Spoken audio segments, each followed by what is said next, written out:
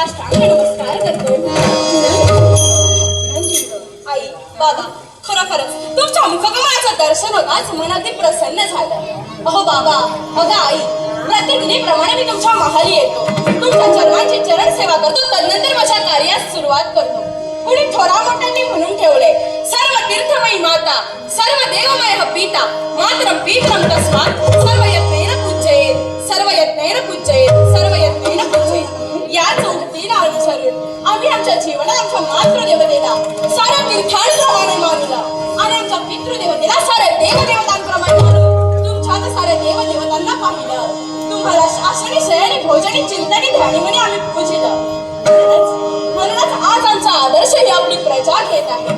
पण खरोखरच तुमच्या चरणांची चरण सेवा केल्याशिवाय ह्या मनाला काही शांतता मिळत नाही, त्या मनाला काही शांतता मिळत नाही. म्हणूनच बाबा, म्हणूनच या मुखकमळाच्या झडपातून शब्द बाहेर